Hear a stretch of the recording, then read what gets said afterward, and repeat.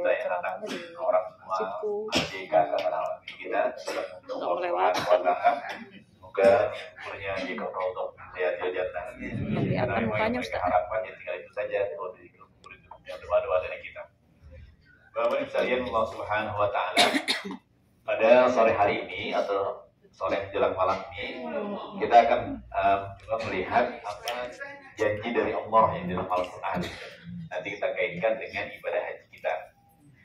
Jadi kalau kita membaca Al-Quran, paling tidak kita menemukan ada 4 janji dari Allah yang Allah sampaikan dalam Al-Quran dan kemudian Allah jawab sendiri. Dan Allah tidak akan pernah mengingkari janjinya. Atau kalau anak muda sekarang kalau itu nggak usah PHP ya katanya. Allah itu pasti kayak itu. Nah di antaranya adalah dalam ayat Allah Subhanahu menyampaikan kepada kita.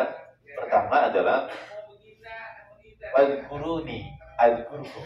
Ini janji dari Allah. Fazkuruni azkurkum. Kita diperintah sama Allah. Fazkuruni. Ini janji Allah. Ingatlah kamu kepadaku. Ini perintah Allah. Jika kata Allah, Fazkuruni, ingatlah kamu kepadaku. Maka Allah langsung jawab itu janjinya. Azkurkum. Saya akan ingat kepada kamu. Jadi pertama perintah Allah, kemudian janji Allah langsung dijawab, langsung disampaikan Allah dan janjinya langsung gitu. Bahkan itu kalau dalam ilmu nahwu pakai menggunakan kata fa itu. Fa-nya itu ditakkid. Jadi kalau yang terjemahkan segera setelah. Jadi fadzkuruni, ingatlah kamu kepada kata Allah, maka segera setelah kamu ingat itu, Allah pasti akan mengingat kita. Dan juga ingatlah beribadahlah kepada Allah Subhanahu Wa Taala. Kan kalau kita ingat kepada Allah adalah dengan cara kita beribadah kan gitu ya. Dengan cara kita beribadah, kita melakukan ketaatan, sholat, puasa, zakat, itu untuk mengingatkan kita kepada Allah Subhanahu. Maka janji Allah kalau kita taat kepada Allah, maka pasti Allah akan menurunkan rahmat dan maghfirahnya. Allah akan menurunkan keberkahannya. Ini janji dari Allah dan Allah tidak mungkin berdusta itu. Karena Allah tidak mungkin la yukhliful mi'ad. Allah tidak mungkin mengingkari janjinya. Fadzkuruni azkurkum. Ingatlah kamu kepada Allah, maka Allah pasti akan ingat. Cuma terkadang emang kitanya yang lupa gitu. Atau terkadang kita juga ingatnya kadang-kadang saja gitu. Karena kan sifat kita ya Pak. Sifat kita dalam Al-Quran kan digambarkan oleh Allah Subhanahu Wa Taala. Manusia itu kalau dia kena musibah, maka dia akan ingat anak keluh kesah gitu. Innal insana khuliqa halu'a idza masal syarru jazu'a wa idza masal khairu manu'a. Ini sifat manusia itu. Jadi sifat manusia itu digambarkan oleh Allah Subhanahu Wa Taala. Innal insana khuliqa halu'a. Manusia itu diciptakan Allah Subhanahu Wa Taala halu'a. Apa suka apa? Gundah, gulana. Apa bentuknya? Ija masau syarru jazu'a. Kalau tertimpa musibah, nah dia baru ingat kalau kesah itu ya Allah gitu. Ya Allah ini saya dosa apa ya? Apa begini-begini amat musibah? Kata Allah, lebih banyak. Kayak itu gitu ya sering gue ya. Ya Allah dosa apa? Ini gue ya kayak gini amat, anak bisa kosi antuk. Lah kata Allah, lebih banyak. Allah nggak ingat. Kan kita yang nggak ingat begitu. Makanya sifat manusia begitu. Manusia kalau ida masal syarru jazu'a. Dia kalau bertimpa nggak enak itu jazu'a itu.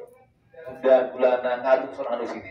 Tapi wa ida masal khairu manu'a. Kalau didapat kebaikan manu. Pelit, lupa sama Allah, lupa, pelit, itu manusia. Nah, ini sifat manusia yang digambarkan oleh Allah Subhanahu Wa Taala. Jadi Allah menggambarkan kita, gitu. Itulah manusia. Dan kita persifat kita. Ketika kita mendapat musibah, kita lupa akan perbuatan dosa kita, seakan-akan kita tidak pernah berbuat. Sehingga nanya, ya Allah, emang saya dosa apa ya? Sama dengan coba redaksi kalau coba apa namanya permohonan maaf kita ya. Kalau saya punya salah, tolong dimaafkan. Kayak merasa punya salah. Iya kan gitu ya. Bapak dan Ibu, kalau saya punya salah, tolong dimaafkan saya. Bukan punya salah orang. Kalau saya punya salah, jangan pakai kalau sudah. Ya Bapak dan Ibu, salah saya mau dimaafkan. Segala kesalahan saya mohon maaf. Jangan pakai kalau saya punya salah. Seakan-akan nggak punya. Kita begitu. Itu udah salah. Karena kita nggak merasa punya salah. Sama Allah juga begitu. Ya Allah, kalau saya punya dosa, tolong ampun. Ya Allah, kepada Allah kalau saya punya dosa banyak banget. Itulah kita. Itulah kita. Sama juga kadang-kadang kita dalam melaksanakan kewajiban. Kita habis jalan jauh dan belanja apa lagi. Begitu belanja dan habis tawaf itu, terus kita belum sholat isya. Kita udah sholat isya dulu lah gitu punya di tempat sana. Gitu orang temennya ngomong, tuh kan, gue bilang sudah apa? Makanya tadi sholat dulu di sono. Sekarang kan enak tinggal tidur. Jadi seakan-akan sholat itu mengganggu tidurnya. Tuh kan dia bilang, makanya tadi bilang sholat dulu di sono. Udah sholatmu enak, tuh kita sekarang tinggal tidur. Berarti sholat mengganggu tidur. Dan terkadang ucapan-ucapan yang kita nggak sadari itu kadang kalau saya pikir juga ya, masa sholat mengganggu tidur saya. Terus kalau saya punya salah, berarti saya merasa nggak punya salah. Maka kalau minta maaf langsung aja, tolong maafkan salah-salah saya. Pasti kalau saya punya salah, tolong dimaafkan saya. Ya, salah ini mah kalau gitu. Nah, inilah sifat manusia. Makanya Allah menggambarkan begitu, gambarkannya. Ija masal syarru jazua wa ija masal khairu manuha. Kalau ketimpa musibah dia keluh kesah, tapi begitu ketimpa kebaikan mendapat rezeki, dia lupa pelit. Lupa itu. Lupa apa? Lupa bersyukur kepada Allah Subhanahu. Lupa ingat kepada Allah. Makanya Allah menjadikan fazkuruni azkurkum. Kalau kamu ingat aku, baik ketika senang maupun ketika susah, azkurkum kata Allah. Saya akan ikut kepadamu. Ingatnya berarti Allah memberikan apa? Memberikan rahmat dan maghfirah, keberkahan rezeki, ampunan dari Allah Subhanahu wa taala. Itu janji pertama. Yang kedua, Allah Subhanahu wa taala juga menjanjikan dalam Al-Qur'an, ud'uni astajib lakum. Ud'uni, berdoalah kamu kepadaku. Ini dalam Al-Qur'an. Kata Allah, astajib lakum. Saya akan terima, pasti akan saya terima doa kamu. Janji dari Allah, ud'uni astajib lakum, berdoalah kamu. Yang nyuruh Allah, tapi yang menjawab juga Allah juga. Untuk punya kepastian doa kita pasti diterima oleh Allah Subhanahu wa taala. Cuma terkadang pertanyaannya, kita terkadang berdoa tapi ngajarin Allah. Iya, betul enggak, Bu? Misal, ya Allah, saya udah puasa 40 hari 40 malam. Saya udah tahajud 40 hari 40 malam. Sampai sekarang doa saya nggak dikabul-kabul juga ya Allah. Emang kau nggak tahu apa?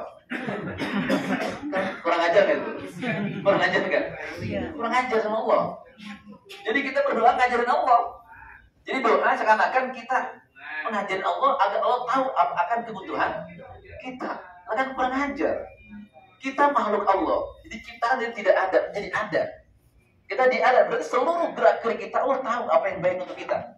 Begitu kita mohon, kita ngajarin. Sama dengan kalau kita datang ke orang, kita nih perlu buat duit ini Pak, mau datang ke orang kaya pinjam, kita ngajarin. Ini kalau bisa mah 5 juta dikasih atau mau dikasih 2 juta, jangan 2 juta atau 5 juta aja. Jadi kita ngajarin agar dikasihnya 5 juta, kita ngajarin dia itu. Bahkan kita yang pinjam orang ngajar, nanti orang ganteng ya. Nah, tak pinjam perlu tapi kita ngajarin. Nah, ini kalau dengan Allah kan kita jangan kurang ajar. Jadi terkadang doa kita kepada Allah Subhanahu wa taala itu bukan kita berdoa mau, tapi kita ngajarin. Jadi seakan-akan Allah harus ngikutin keinginan kita.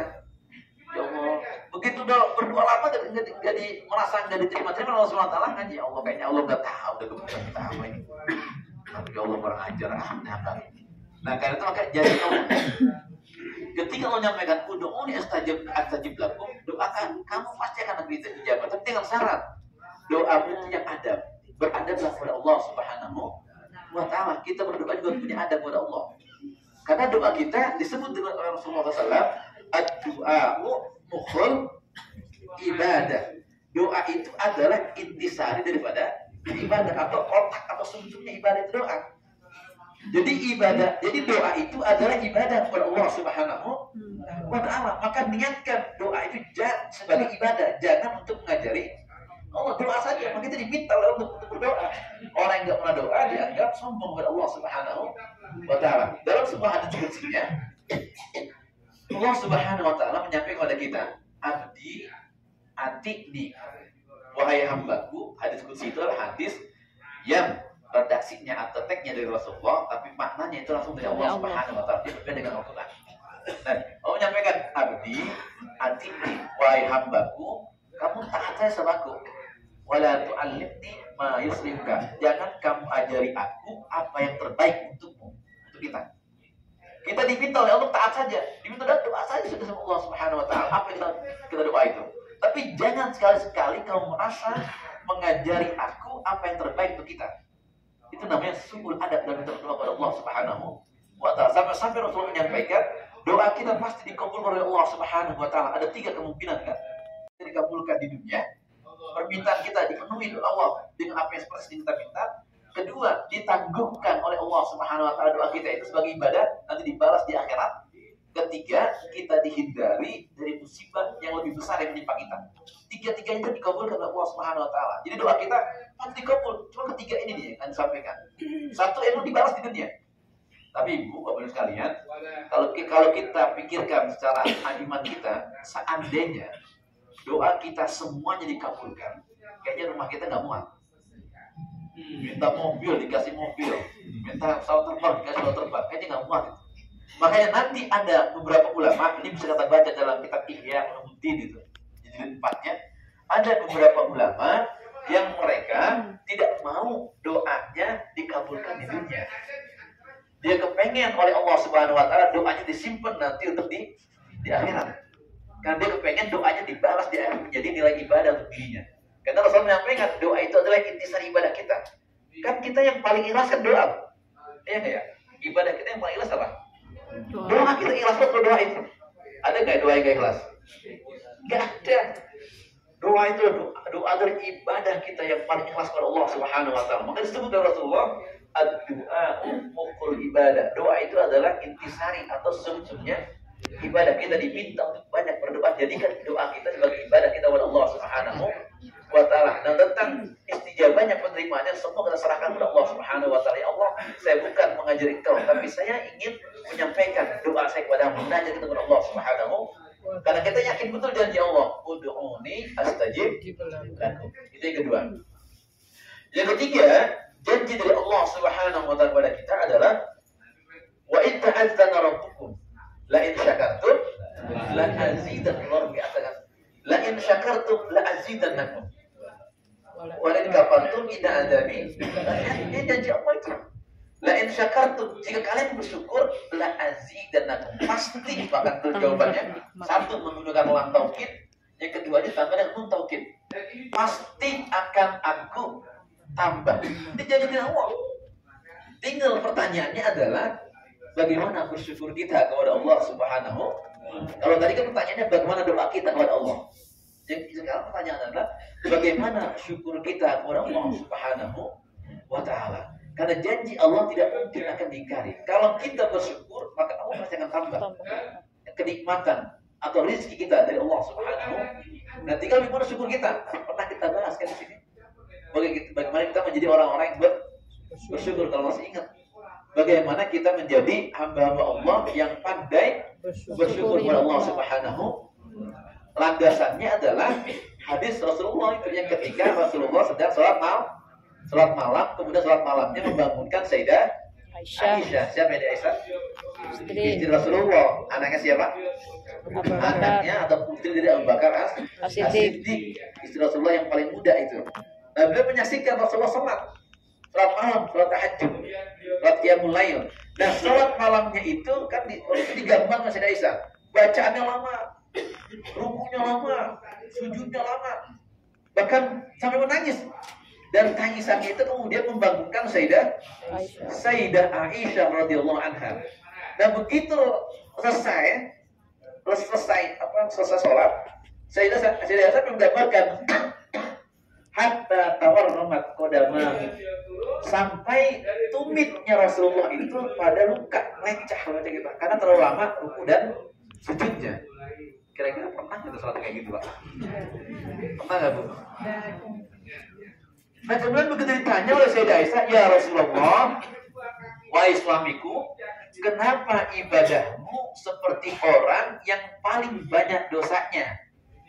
Bukankah engkau hamba Allah yang sudah dijamin surga? Rasulullah diantaranya adalah orang yang dijamin surga. Kedua, engkau adalah hamba Allah yang sudah diampuni dosanya jika ada. Yang telah lalu, yang sekarang, atau yang akan datang jika ada. Makhluk yang Allah ciptakan yang paling mulia di dunia ini, nggak ada yang harus mulia engkau. Tapi kenapa ibadahmu? Dikata dari Aisyah, istrinya komplain. Tapi kenapa ibadahmu seperti orang yang paling banyak dosanya, rukunya lama, sujudnya lama, ibadahnya lama. Nah, yang paling indah, kalau masih ingat jawaban dari Rasulullah Sallallahu Alaihi, masih ingat jawabannya? Masih ingat? Ya Aisyah, afala uhibbu an akuna abdan syakura. Wahai istriku, apakah aku tidak ingin menjadi hamba Allah yang pandai bersyukur kepada Allah Subhanahu?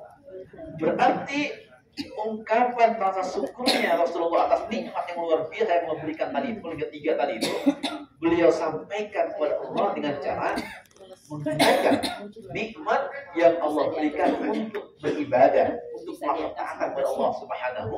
Maka ternyata ibadahnya Rasulullah yang luar biasa itu adalah salah satu ungkapan rasa syukurnya kepada Allah Subhanahu wa Ta'ala. Kira-kira kita pernah gitu. Ungkapan Rasul kita pernah begitu. Artinya pernah nggak kita ungkapan Rasul kita dengan cara kita beribadah kepada Allah? Kita gunakan. Kita punya mobil baru, kita pakai pertama kali punya untuk datang mana pengajian, ke masjid, takut hilang. Sendal baru takut hilang di masjid kan gitu. Makanya dulu saya diajarkan oleh guru saya itu, jadi kalau kita punya apa yang baru, baju baru, jadi baju baru pakai pertama kali untuk masjid, sholat. Jadi pakai, karena itu diperintah. Khuzu zinatakum inda kulli masjidin. Khuzu, kenakan zinatakum, perhiasan kalian inda kulli masjidin. Setiap kita kali mau ke masjid, kita itu. Jadi jangan kita ke masjid pakai baju kaos dalam doang, ya enak itu udah kayak itu. Kita pakai, kita minta itu, karena sebagai kita kepengen dilihat oleh Allah Subhanahu wa Ta'ala sebagai rasa syukur kita kepada Allah, kita diberikan nikmat untuk bisa mengungkapkannya melalui ibadah kita kepada Allah Subhanahu wa Ta'ala. Maka pakai itu. Maka kata Rasulullah, saya ingin menjadi hamba Allah yang pandai bersyukur kepada Allah Subhanahu. Maka kalau kita pandai bersyukur, janji Allah sudah itu. La syakartum la azidannakum. Kita akan ditambah. Jadi rezekinya bertambah, bisa jadi rasa keberkahannya, ketenangannya itu bertambah. Kan ada orang, Bapak dan sekalian, punya duit banyak malah puyeng. Ada nggak, Bu? Ada. Punya duit banyak, harta banyak malah pusing sendiri dia. Ini mau dikemanain dah duit? Punya duit banyak, harta banyak, anaknya nggak ada yang benar bisa. Hartanya banyak, habis dipakai untuk berobat namanya. Jadi puyeng sendiri. Karena bisa jadi karena kita bersyukur kepada Allah Subhanahu, maka kita minta kepada Allah kalau kita bersyukur ditambah imam memang nilai materinya bertambah atau juga bertambah keberkahan. Jadi harta yang kita gunakan itu atau rezeki yang kita gunakan itu bisa menambah keberkahan. Apa maknanya berkah? Maknanya berkah itu adalah paling tidak dua makna berkah itu. Kalau rezeki kita berkah itu paling tidak ada dua. Pertama, ziyadatul khair. Kedua, tasmilul ibadah. Jadi maknanya paling tidak kalau harta atau rezeki yang memberikan berkah kepada kita, maka paling tidak pertama maknanya ziyadatul khair, bertambah kebaikan kita. Jadi kebaikan kita semakin bertambah. Semakin bertambah rezeki kita dari Allah SWT, maka kebaikan kita semakin bertambah. Yang kedua, berkah itu adalah ketika tasmilul ibadah, kita semakin mudah untuk beribadah. Itu yang berkah.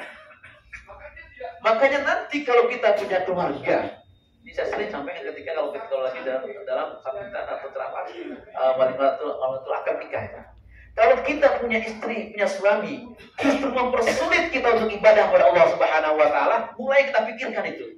Jangan-jangan rumah tangga kita tidak diridhoi oleh Allah Subhanahu wa Ta'ala. Kita berumah tangga kan untuk ibadah kepada Allah. Mestinya semakin bermudah kita untuk ibadah. Mau sholat jamaah tinggal panggil istri kita. Kan begitu mestinya. Nah, tapi kalau justru mempersulit untuk ibadah, mulai saat kita berpikir jangan-jangan rumah tangga kita tidak diberkahi oleh Allah Subhanahu wa Ta'ala. Sering begitu ngomong. Karena ini buat kita pelajaran. Karena kalau berkah maka semakin bertambah kebaikan kita itu. Kita mau berbuat baik semakin mudah kita kepada istri kita atau istri kepada suami kita. kepada suaminya, semakin mempermudah untuk beribadah kepada Allah Subhanahu wa Ta'ala. Dan itulah maka di dalam ayat pernikahan itu yang dibacakan oleh para qori kita ketika pernikahan itu, ayat itu surah Ar-Rum. Wa min ayatihi an khalaqalakum min anfusikum azwajan wa min ayatihi, di antara tanda-tanda kebesaran Allah. Ayatihi itu adalah kata ganti yang kita terjemahkan artinya di antara tanda kebesarannya. Nah, katanya itu ulama tafsir sepakat itu kembali kepada Allah Subhanahu wa Ta'ala. Jadi di antara tanda kebesaran Allah adalah menjadikan kita pasangan. Maka ketika kita akan nikah itu adalah salah satu tanda-tanda kebesaran Allah Subhanahu wa Ta'ala. Karena itu maka kita menikah itu adalah ibadah kepada Allah Subhanahu wa Ta'ala. Kalau pernikahan justru menjauhkan kita dari Allah, mulai kita bertanya, jangan-jangan pernikahan kita tidak diridhoi Allah Subhanahu wa Ta'ala. Siapa yang berkah? Kita sering berdoa kan, Allahumma barik lana fi amwalina, Allah barik lana fi arzakina, Allah barik lana fi auladina.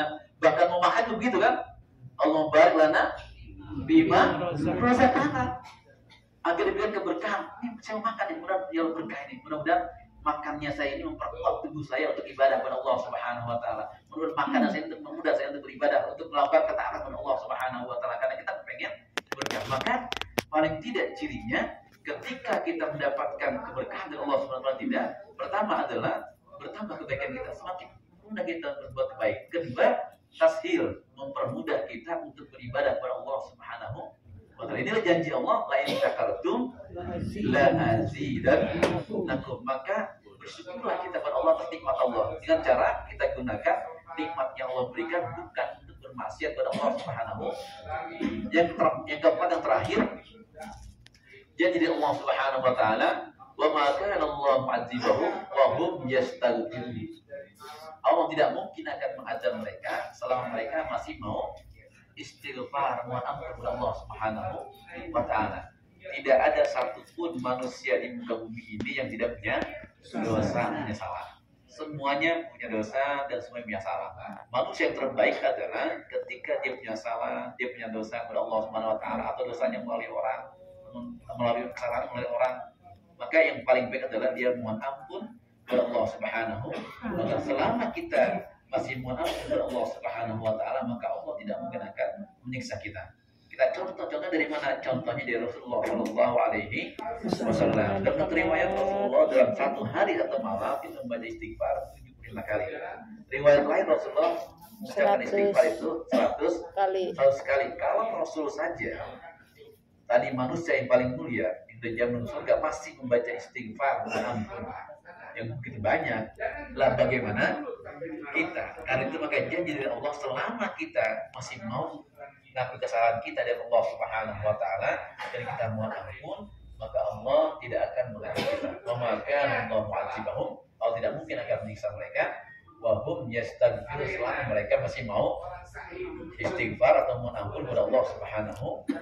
Tinggal pertanyaannya adalah, maukah kita mengakui kesalahan kita di hadapan Allah Subhanahu wa Ta'ala, baik kesalahan yang langsung kepada Allah maupun kesalahan kita kepada manusia yang kemudian berakibat dosa dari Allah Subhanahu wa Ta'ala. Tinggal itu saja pertanyaannya. Maka keempat janji dari Allah Subhanahu wa Ta'ala inilah yang nanti akan diberikan kepada kita, kepada orang-orang yang mau melaksanakan keempat tersebut. Nah, sekarang ketika dalam melaksanakan ibadah haji, inilah tempatnya di mana kita ingin melaksanakan keempat itu. Kita ingin menikmati rasa syukur kita kepada Allah Subhanahu wa Ta'ala di tanah suci ini kan. Kalau nggak di sini mau dimana lagi? Kita mengakui dosa, kalau nggak di sini mau di mana? Kalau nggak di sini, kita mau berbaik dengan istri, dengan suami kita, kalau nggak di sini di mana lagi? Kalau di mana mungkin nggak? Kalau di sini kan kelihatannya akrab, akur, nyuci bareng, gantian nyucinya, ntar suaminya, ntar istrinya nyuci kan gitu. Kelihatannya begitu ya. Bapak bawa ember itu kan, kalau di rumah kayaknya nggak pernah itu. Nggak pernah tuh ember nyuci, jemur itu kan di atas kan rumah kita kerja sama.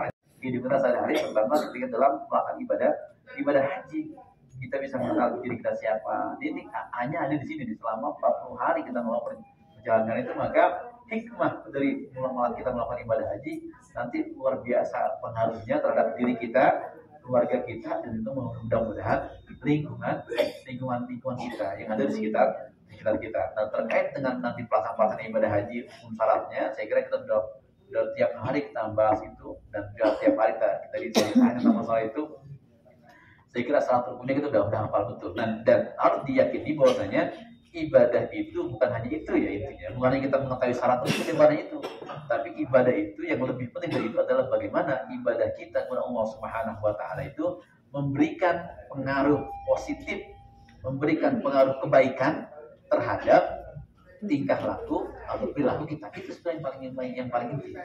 Jadi kalau kita hafal rukun dan syaratnya, tapi ibadah nggak ada pengaruh buat kita, ya mulai kita bertanya. Karena kalau masih ingat betul di awal-awal kita manasik itu yang disampaikan 3 itu ya, ada iman, ada Islam, ada ihsan. 3 ini. Masih kalau masih ingat konsepnya itu semua udah iman, Islam dan ihsan. Iman yang baik maka akan mendorong kita melakukan Islam. Islam itu adalah ibadah semua tuh. Syahadat, sholat, puasa, zakat. Nah, maka ibadah ini yang didasari keimanan yang baik maka melahirkan ihsan. Ihsan itu adalah segala tingkah laku kita merasa diawasi oleh Allah Subhanahu bahkan berbuat perilaku kita itu. Maka nanti intinya ketika ibadah kita tidak punya pengaruh kebaikan terhadap perilaku kita, maka itu sebenarnya yang paling berbahaya. Karena itu